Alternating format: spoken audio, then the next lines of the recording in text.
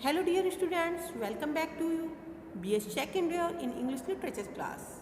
Today I am going to discuss your second paper fiction, A Christmas Carol, which was written by Charles Dickens. देखिए बेटा, जो ये story है वो बहुत ही कहने का मतलब ये बहुत ही अच्छी है और आपको एक लेसन देने वाली है। किस तरह से ये हमको मोटिवेट करती है, इंस्पायर करती है गुड एक्ट्स के लिए कि हमको अपने लाइफ में कुछ अच्छा करना चाहिए। ओके, तो देखते हैं आज की स्टोरी। Let's start.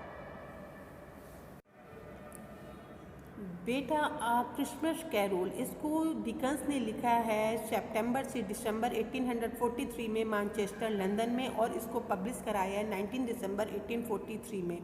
और बेटा, जो इस स्टोरी में जो थर्ड पर्सन है वो ओमनिसेंट के पॉइंट ऑफ व्यू से दिखाया गया है। बेटा, तो ये था इंट्रोडक्शन, और मैं अब आपको इस स्टोरी के बारे में बताती हूँ। इस कहानी की स्टार्टिंग बेटा होती है क्रिसमस की शाम से। इस क्रिसमस वाले दिन 5 साल पहले जैकोब मार्ले की डेथ हुई थी, जो कि इस कहानी के मेन कैरेक्टर हैं। इस कहानी के मेन कैरेक्टर है एवेंजर स्क्रूज, जो कि एक मात्र कैरेक्टर हैं इस कहानी के, और जो कि जैकोब के मेन पार्टनर थे, बिजनेस पार्टनर थे। इस जो कहानी के कैरेक्टर हैं ये एक बहुत बूढ़ा और कहने को बहुत ही अनमैनर्ड आदमी है। ये अपने काउंटिंग हाउस में, अपने ऑफिस में अपने आप को गर्म रखने के लिए थोड़ी सी कोयले से काम चलाता है, लेकिन अपने क्लर्क बॉब को ठंड में ही रहने देता है। इसलिए इसको बाहर दुनिया की कोई क्रिसमस वगैरह मनाने की कोई भी टेंशन नहीं है, ना ही बनाना पसंद करता है। अब होता क्या है, क्रूज के बाद में उसका नेफ्यू फ्रेड आता है, जो कि उसका भांजा फ्रेड आता है। लेकिन इस क्रूज को ये पसंद नहीं आता है कि वो हर साल उसी दिन एक ही टाइप की विशेष उसको लोग देते हैं, तो उसे ये सब पसंद नहीं आता है, तो बड़ा वो चिढ़ सा जाता है इस बात से। और बेटा, जो इसका जो भांजा है फ्राइड का जो आइडिया है कि जो मिस्टर स्क्रूज है वो आज क्रिसमस की रात उनके घर पर डिनर करें, लेकिन स्क्रूज ने फ्राइड की इस आइडिया को हम्बक कर दिया। और वहीं स्क्रूज के पास उसके काउंटिंग हाउस में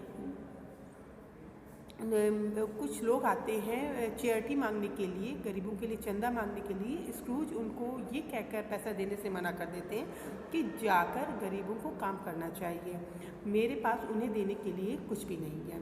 अब जब स्क्रूज अपने काउंटिंग हाउस से घर आया तो उसे कुछ डरावना सा महसूस होने लगा।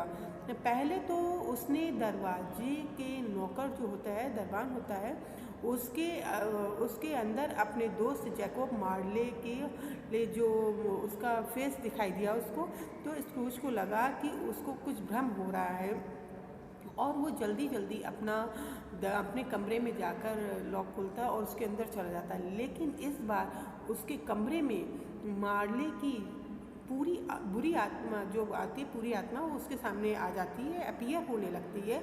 इट मीन्स मार्ले का जो घोस्ट है वो आ गया, जो कि चैन से बंधा हुआ था। मतलब वो जो घोस्ट नज़र आता है, उसको अपीयर होता है, वो पूरा चैन से बंधा हुआ है।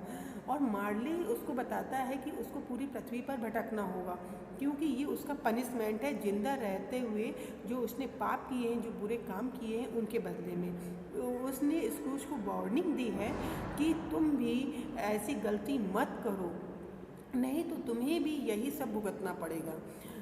मार्ले ने स्क्रूज को से कहा कि आने वाली 3 रातों में तुम्हारे पास एक एक करके 3 स्पिरिट्स आएंगी जो कि तुम्हें रास्ता बताएंगी। इतना कहकर मार्ले वहाँ से डिसअपियर आ जाता और स्क्रूज भी गहरी नींद में सो जाता है।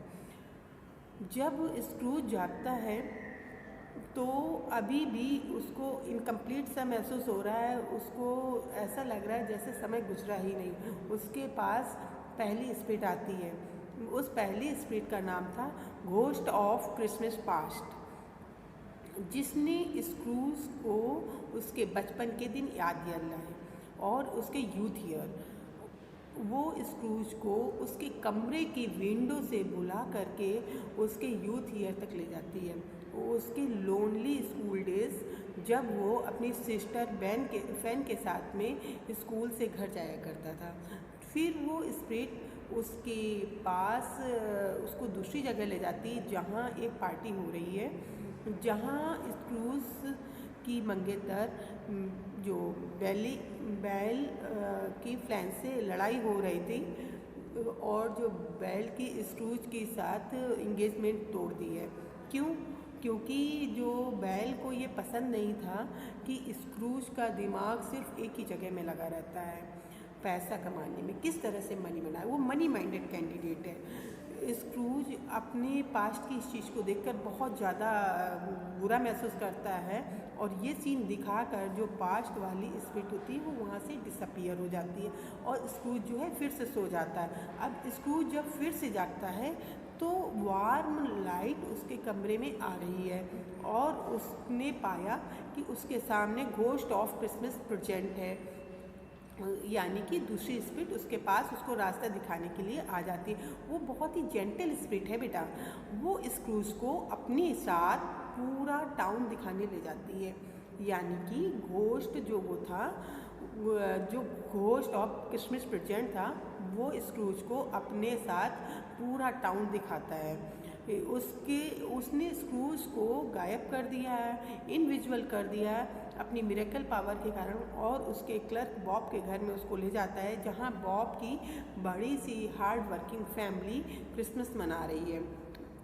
वहीं बॉब का अपंग बेटा जिसका नाम है टिनी टिम, वो स्प्रिट ने जो स्क्रूज को कहा कि ये लड़का अब ज़्यादा समय तक नहीं जीवित रहेगा, अगर इसका इलाज नहीं हुआ तो ये बहुत जल्दी ही मर जाएगा।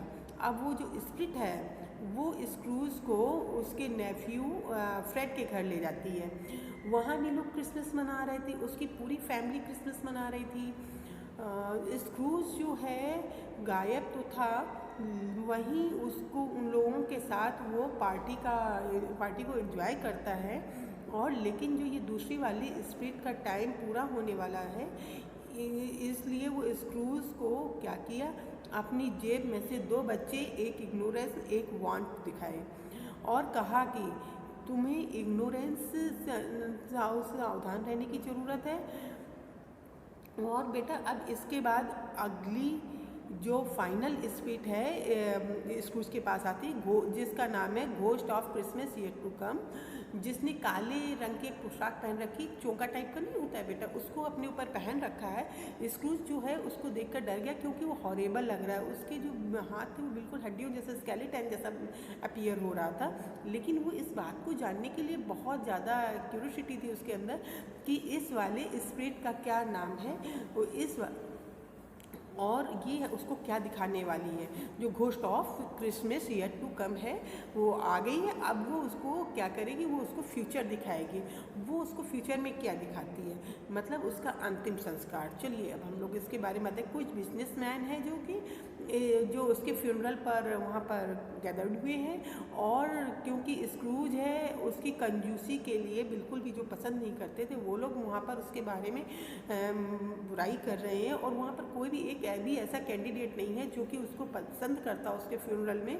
स्क्रूज ने उस स्पिरिट से पूछा, फाइनल स्पिरिट से, क्या कोई एक सिंगल आदमी भी नहीं है जो उसकी डेथ पर रोए।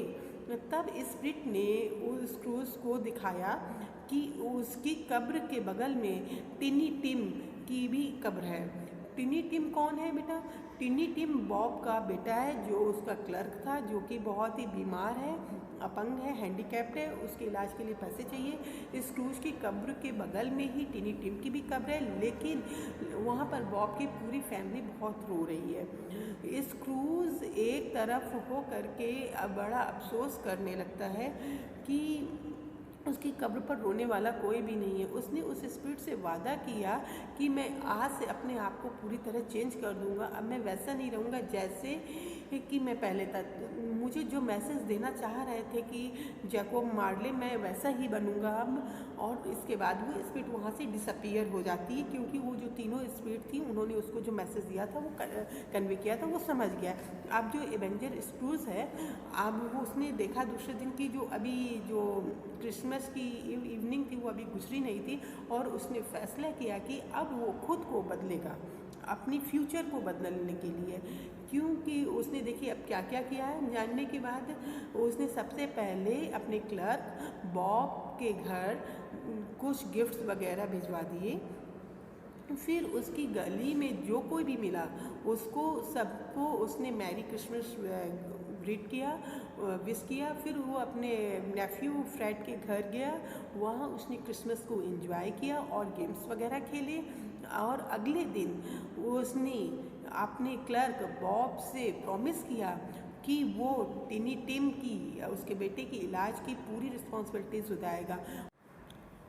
ओके बेटा, तो इस स्टोरी से और क्रिसमस कैरोल से हम लोगों को क्या मैसेज मिलता है? एवेंजर स्क्रूज के थ्रू जो चार्ल्स डिकन्स है वो हमको ये मैसेज देना चाह रहे हैं कि पैसा हमारे जीवन में इम्पोर्टेंस रखता है, लेकिन इतनी इम्पोर्टेंस नहीं रखता है कि हम उसके लिए ह्यूमनिटी को भुला दें, फीलिंग्स को भुला दें, और हमारे चारों तरफ क्या हो रहा है सारे रिलेशंस को भुला दें और उसको कमाने में ही हम डूब जाएं।